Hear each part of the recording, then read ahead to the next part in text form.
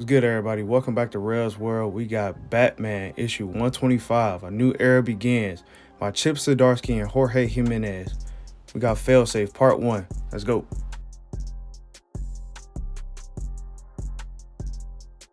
So we see Alfred in the Batcave and he starts to hear a beep.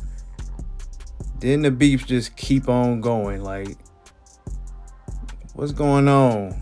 Then we cut to this scene. We see three Jokers, which made me think about the three Joker storyline.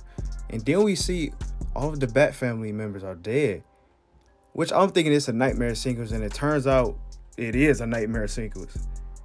So now Bruce calls Selena just to check up on her because he was thinking about her. But then their conversation gets interrupted by somebody who was with Selena. So Bruce hears it, then he tells her that he has to go. Then he realizes that he needs to let go of the past and leave it in the past, because right now in the present, Gotham needs Batman.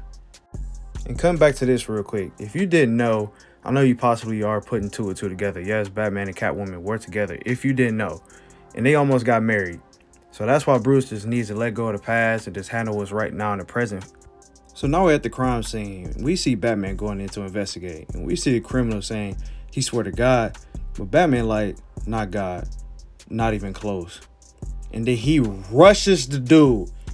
While the tried to take off running like. Then Batman just throws him out the building. But he's hanging outside just so the cops can get him. And so now Bruce is in shock. And I'm just wondering why. And then we see why. The people at the crime scene are dead. And now we see Batman just attack the dude. And then the dude is like, bro, I ain't mean to. And Batman just like, shut up. Who sent you? And lo and behold, it's Penguin, Oswald Cobblepot, and he just talking down on the rich and wealthy and despising them just because they rich. And he's saying like they sitting at the top, but they ain't doing nothing but making stuff worse and destroying stuff. And now this man is just saying some crazy stuff. He talking about killing people who has inherited over $5 million, and if they die and a family inherited, he gonna kill all of them. He talking about just killing all the rich. So now we cut to Tim and Bruce talking about the crime that happened, and that so happened to be one of Bruce's friends. And now they're talking about memories, stating how he used to use him to cement Bruce's Playboy status. And then Robin brings up the fact that he always wanted Bruce to settle down, but Bruce like, I can't even afford the luxury while the bad guys out here. And now Tim brings up the fact that him and the Bat family members have been concerned about Bruce because he's been spending more time as Batman and not as much as Bruce Wayne, but he lost his fortune, so he's basically telling Tim like, yo, I've been having more free time to be Batman, so I'm gonna just do that. And so if you're wondering how Batman lost his money, it takes place during the Joker War story arc. So Bruce is telling Tim about this gala that he's been invited to. Even though he still lost his money, he's still able to go. And he also tells Tim that it's the Penguin's next target. And Tim is like, yo, won't they cancel it? Bruce like, nah, this city wanna die. So now Bruce arrives at the gala, and then we see he has Tim check out the place. And then Tim manages to sneak in Bruce's utility belt. But then Bruce tells Tim, like, yo, I'm sure Penguin will use gas to like kill all these people. Now we see Bruce retrieving his utility belt, and we see that he's talking highly of Tim Drake and how good of a man he is and how good of a Robin he has been. Then Tim realizes like, hey, yo, Bruce, you right. He about to use some gas to kill all these people. And then Bruce is like, all right, bro, I got it. I'm on it. I'll take him out. And now we see Penguin. He got on the gas mask. And he talking about, welcome to your death. And then everybody just takes off. And then Bruce like, bro, we all clear, bro. Then Tim like, yeah, bro, I already put the neutralizer agent up in there. And then they get to work. They putting the paws on them criminals up in there. And now Penguin saw that it ain't going this way, but Bruce like, bro, you bold for this, cuz. And now we see that it turns out it really wasn't Penguin. It was really Clayface. And now this was unexpected because I did not expect to see Clayface at all.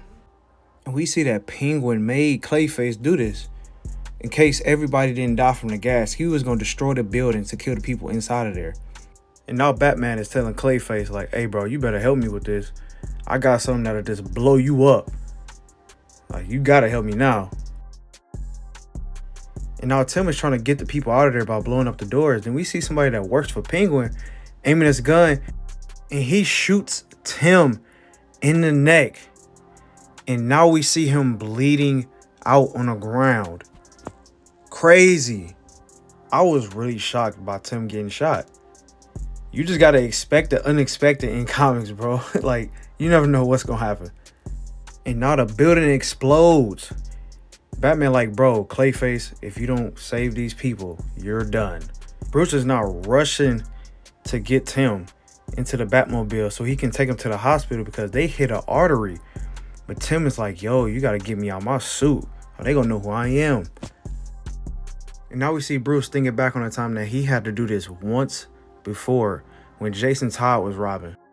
And we all know that this takes a toll on Bruce because back when it happened with Jason, he almost let the world know that he was Batman and he was going to give it up. But all he could think about was the mission of being Batman. So now we see Bruce is in a hospital room. I'm wondering who's in there. And now he's telling this person that out of all the bad decisions you made, this was the worst. And we see that it's Penguin laying in the hospital bed. And he tells Batman that he's dying from mercury poisoning. And now we see Penguin has done all this because the rich people, the elites, quote unquote, have never given him the time of day and they just look down on him. So he is mad about that. So he's caused all this destruction because of that. Now we see Batman telling Penguin like, bro, you wasn't a man of the people and now you about to be in jail. And Penguin says that he left Batman for last, knowing that he couldn't kill him, but that he can end him. And now Penguin overdoses on a pill that he took, and now Batman is trying to keep him alive. And so now the doctors and nurses come in the room, and they see Batman in there, and they think he killed him. And now it's witnesses both inside and outside. So now we see Bruce and Barbara Gordon talking, and she is checking up on him, since, you know, the word around town is Batman is a murderer. And she also tells him like, yo, you haven't visited Tim yet in the hospital. But you could tell that, like, his mind is scrambled. And he tells her, like, yo, I'm fine. But deep down, like, he's telling himself, like, he's not fine. And that he's also lost. And now we're back at the Batcave. We see that the beeps are continuously going on. And now it says complete and activated. And it says online twice.